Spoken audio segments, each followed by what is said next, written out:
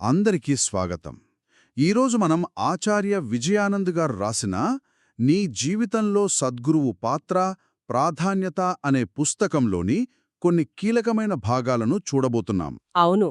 ముఖ్యంగా ఆధునిక తర్కానికి, మన సాంప్రదాయ విజ్ఞానానికి మధ్య ఎప్పుడూ ఒక సంఘర్షణ నడుస్తూనే ఉంటుంది కదా. సరిగ్గా ఆ సంఘర్షణను రచయిత తన సొంత ప్రయాణం ద్వారా ఎలా అర్థం చేసుకున్నారో, ఎలా వివరిస్తున్నారో ఈరోజు మనం కొంచెం లోతుగా పరిశీలిద్దాం. తప్పకుండా.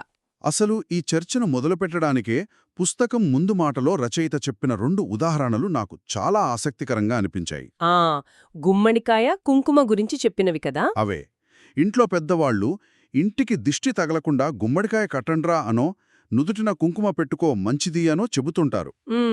కాని ఇప్పటి తరం వాళ్ళు అదంతా మూఢనమ్మకం అనో, అది ఫ్యాషన్ కాదు అనో చాలా తేలిగ్గా కొట్టిపారేస్తారు. నిజమే.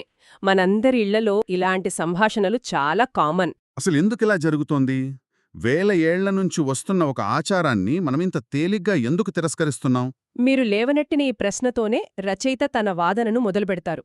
ఆయన కూడా ఒకప్పుడు ప్రతి దానికి ఒక సైంటిఫిక్ రీజన్ అడిగేవాళ్ళని ఒప్పుకున్నారు. ఓహో, అలాగా? అవును. హేతుబద్ధంగా ఆలోచించే తనలాంటి వ్యక్తికి ఈ సాంప్రదాయ పద్ధతులు అర్ధరహితంగా అనిపించేవని ఆయన చెబుతారు. కానీ ఒక సద్గురువు పరిచయం అయ్యాక ఆయన దృక్పథంలో ఒక పెద్ద మార్పు వచ్చింది. ఎలాంటి మార్పు? కొన్ని సత్యాలు కేవలం తర్కానికి, మన మేధస్సుకు అందవని, అవి ప్రత్యక్ష అనుభవం ద్వారా మాత్రమే తెలుస్తాయని గ్రహించారు. ఈరోజు మన చర్చకు పునాది ఇదే: తర్కం యొక్క పరిమితులు, అనుభవం యొక్క ప్రాధాన్యత. అయితే ఆ అనుభవంలోకి వెళ్లే మార్గాన్ని చూద్దాం. ఈ తర్కం, అనుభవం మధ్య ఉన్న గొడవకు రచయిత చెప్పిన వాస్తుశాస్త్రం గురించిన ఉదంతం ఒక మంచి ఉదాహరణ అనుకుంటా. అవును. ఆయన స్నేహితుడొకరు వాస్తును తీవ్రంగా వ్యతిరేకిస్తారట. ఎందుకని? ఎందుకంటే ఆయన తండ్రి ఇల్లు కడుతున్నప్పుడు నలుగురు వాస్తు సిద్ధాంతులను పిలిపిస్తే ఒక్కొక్కరు ఒక్కోలా చెప్పారట.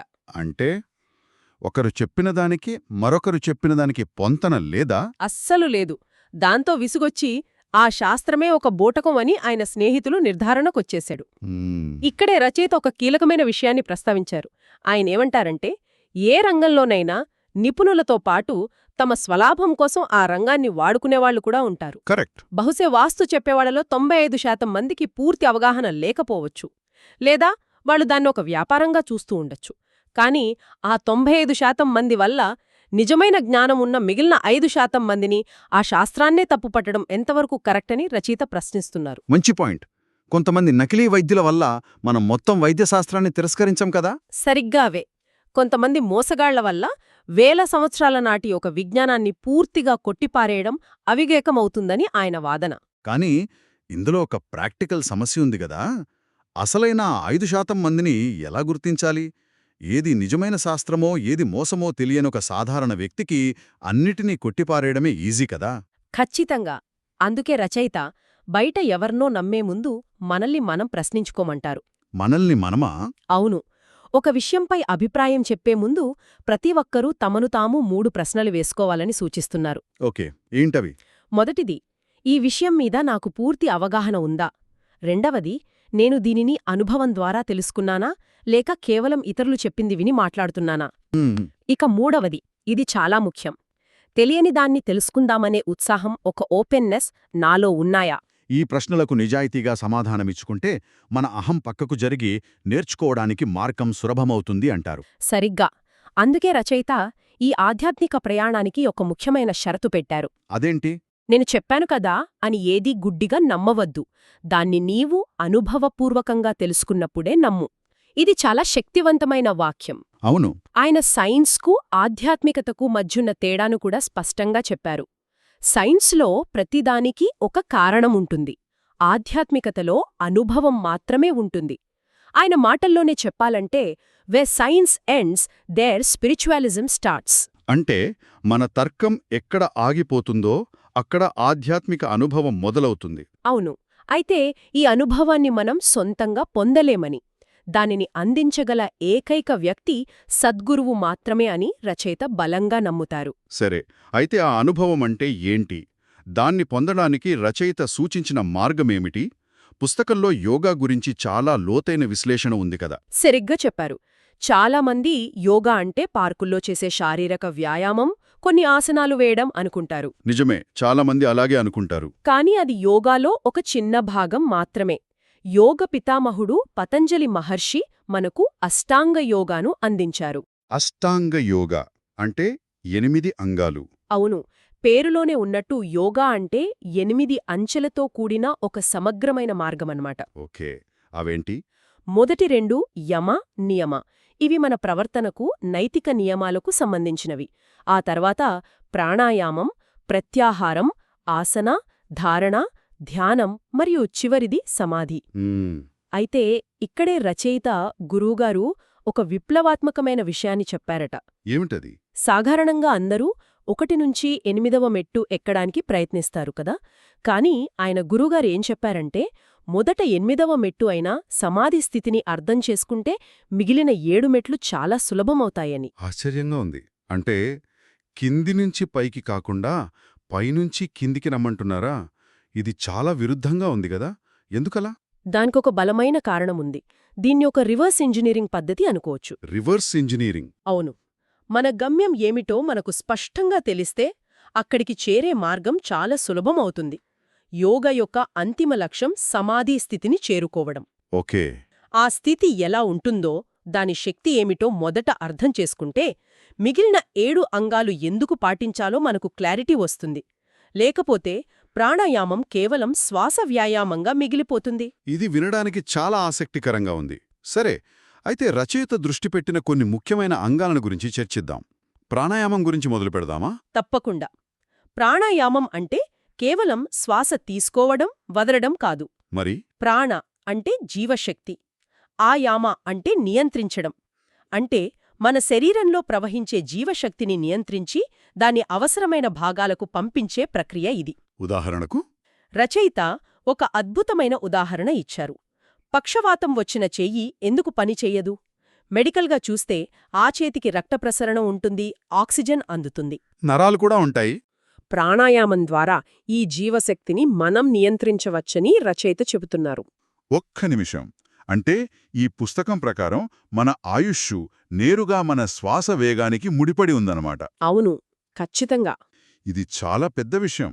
దీర్ఘాయు రహస్యం మనం తినే ఆహారంలోనో చేసే వ్యాయామంలోనో కాకుండా కేవలం మనం గాలి పీల్చే విధానంలోనే దాగి ఉందని రచయిత బలంగా వాదిస్తున్నారు. అవును, ఇది చాలా పెద్ద విషయమే. రచయిత దీనికి ప్రకృతి నుంచి కొన్ని ఉదాహరణలతో కూడిన ఒక పట్టికను కూడా ఇచ్చారు. అది చాలా ఆశ్చర్యంగా ఉంటుంది. చెప్పండి. ఉదాహరణకు, ఒక కుక్క నిమిషానికి 50 నుండి 60 సార్లు శ్వాస తీసుకుంటుంది. దాని జీవితకాలం సుమారు 12 సంవత్సరాలు. ఓకే.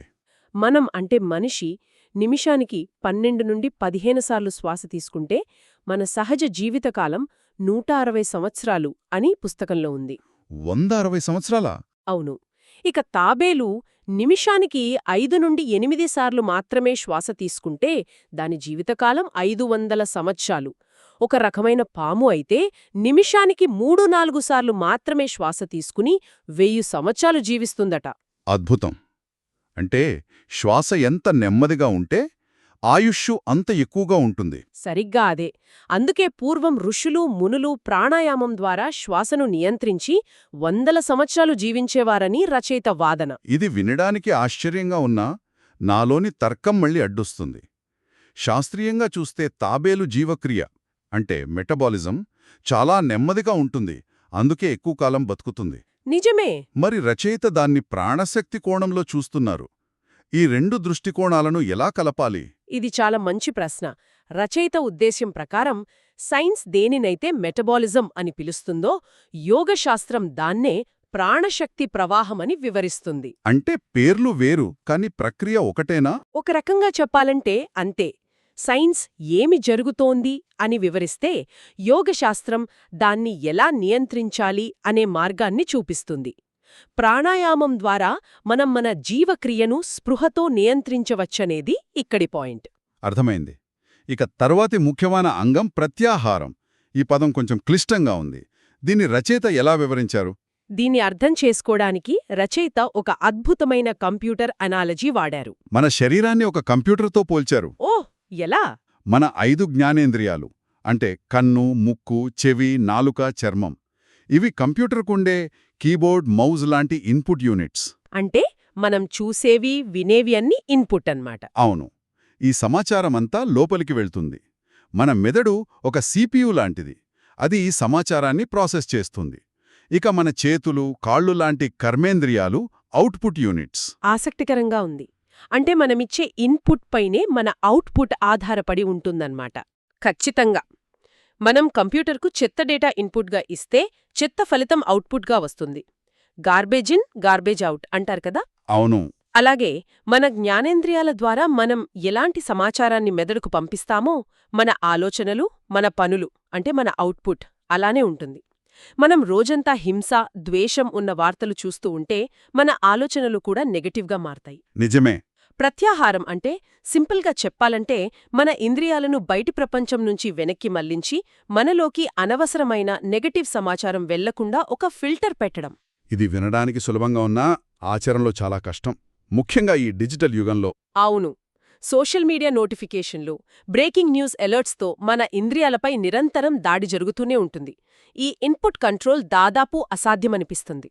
సరే, ఇక చివరి 3 అంగాలు: ధారణ, ధ్యానం, సమాధి. ఈ మూడింటి మధ్య చాలామందికి కన్ఫ్యూజన్ ఉంటుంది. నిజమే. వాటి మధ్య చాలా సూక్ష్మమైన తేడాలున్నాయి. రచయిత వాటిని చాలా స్పష్టంగా వివరించారు. ఎలా? ధారణ అంటే ఎప్పుడూ కోతిలా గెంతుతూ ఉండే మనస్సును ఒకే విషయం మీద లగ్నం చెయ్యడానికి ప్రయత్నించడం. అది ఒక రూపం కావచ్చు, ఒక దీపం కావచ్చు, లేదా మన శ్వాస కావచ్చు. ఇదొక ప్రయత్నం. అవును. ఇక ధ్యానం అంటే ఆ ధారణను కొంత సమయం పాటు కంటిన్యూ చేయగలిగే స్థితి. ఇదొక పని. అందుకే దీన్ని డూయింగ్ మెడిటేషన్ అంటారు. అంటే మనం చురుకుగా మనస్సును ఒకచోట నిలపడడానికి ప్రయత్నిస్తున్నాం. మరి సమాధి? ఇది శ్మశానంలో ఉండే సమాధి కాదని రచయిత స్పష్టం చేస్తున్నారు. ఇది మనస్సు ఎటువంటి ఆలోచనలు, అలజడులు లేకుండా పూర్తిగా నిశ్చలంగా, సమత్వంగా ఉండే ఒక స్థితి. అంటే ధ్యానంలో మనం దేనిమీదో ఒకదానిమీద దృష్టి పెడతాం, కానీ సమాధిలో దేనిమీద దృష్టి పెట్టాల్సిన అవసరం లేదా? సరిగ్గా అదే. సమాధిలో దేనిమీద ఏకాగ్రత పెట్టాల్సిన అవసరం లేదు.